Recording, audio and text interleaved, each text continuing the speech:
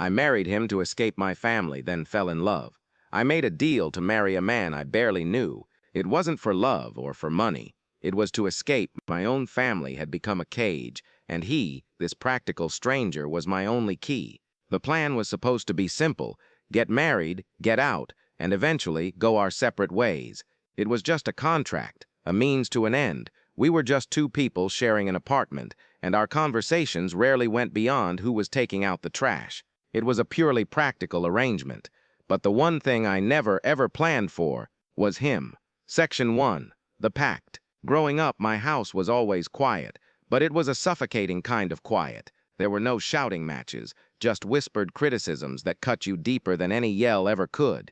Any achievement of mine was downplayed, my dreams were brushed off as silly fantasies, and my own opinions were picked apart until I wasn't even sure I had any. My family didn't build me up. They chipped away at my confidence until I was someone I didn't even recognize, small, quiet, and agreeable. My entire life felt like a performance for their benefit, and I was forgetting who I was when the curtain came down.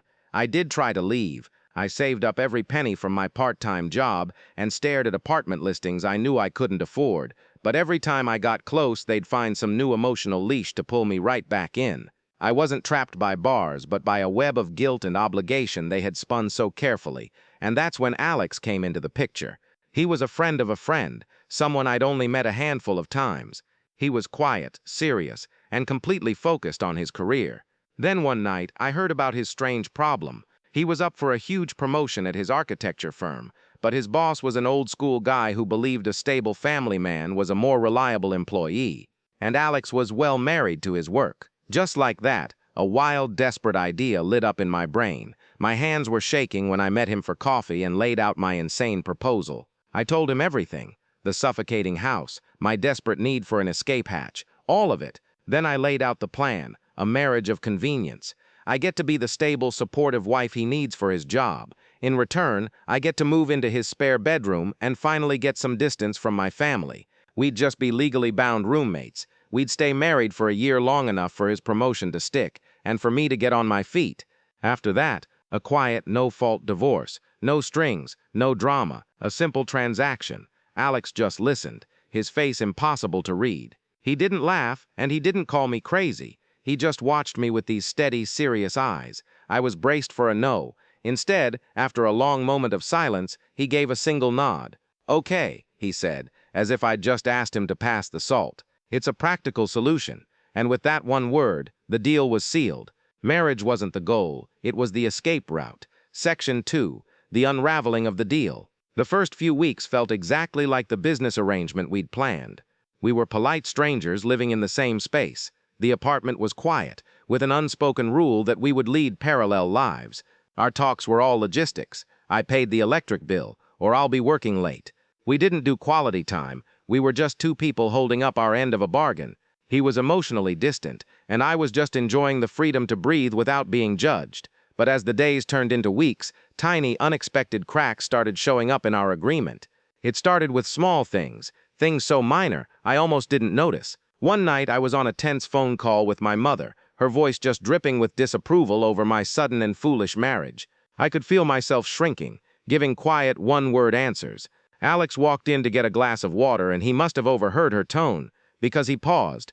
He caught my eye from across the room and gave me this small, almost invisible nod of encouragement. It was nothing, really, but it was also everything. It was the first time I felt like someone was in my corner. Another time, he came home late and found me sketching in an old notebook at the kitchen table. It was a passion I'd buried a long time ago because my family called it a useless hobby. He didn't say a word, just glanced over my shoulder. The very next day, a huge package arrived. Inside was a professional art set, canvases, acrylics, brushes that were way too nice for a simple hobby. There was no big speech, just a sticky note on the box that said the wall in the hallway is a bit bare. These little moments started adding up, breaking down the rigid walls we had built. One rainy Saturday, we were both stuck inside, and for the first time, the silence wasn't awkward. It was comfortable. We ended up talking for hours. He told me about his own childhood, his dream of being an architect, the pressure he was under. For the first time, we weren't talking about bills or schedules. We were just talking. I started to see the man behind the contract, the man who underneath that serious exterior was actually paying attention. the one who listened to my silences as much as my words. I started looking forward to the sound of his key in the door, not because I had to, but because I was genuinely curious about his day.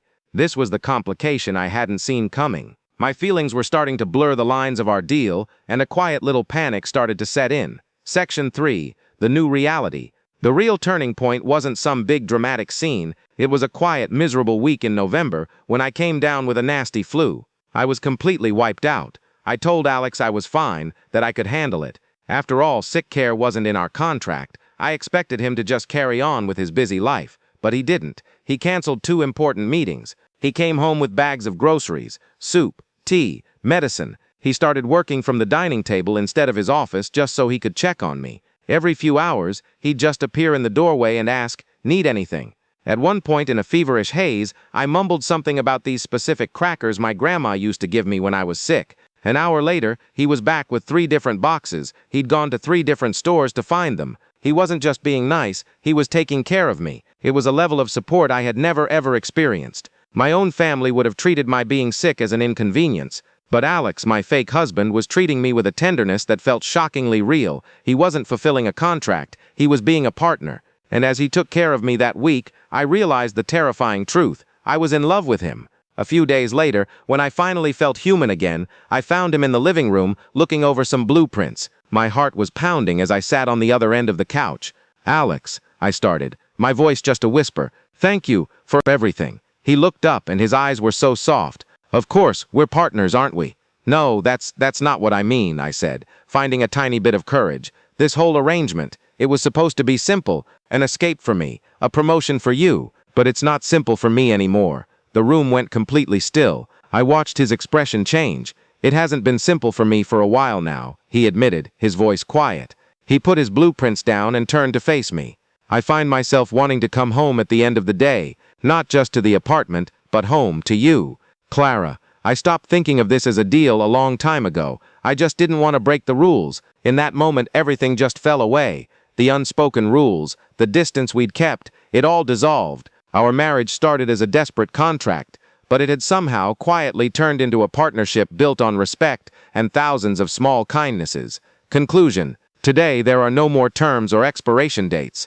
The spare bedroom is now my art studio, and its walls are covered in canvases. Our home is filled with laughter and conversations that go way beyond who's paying the bills. We're not just roommates surviving together, we're actually building a life. Our story started with an escape plan. I thought marriage was the solution to a problem, but it turned into a journey that taught me love doesn't always show up with a loud, passionate bang. Sometimes it grows quietly, in the spaces between what's said. Sometimes it's built not on romance, but on the simple, profound act of 2 people choosing, day after day, to just be there for each other. Our marriage of convenience became the most real and inconveniently wonderful love story of my life. If you enjoyed our story, please give this video a like and subscribe for more, and I'd love to read your thoughts in the comments. What's a moment in your life that turned out completely different than you planned? Thanks for watching.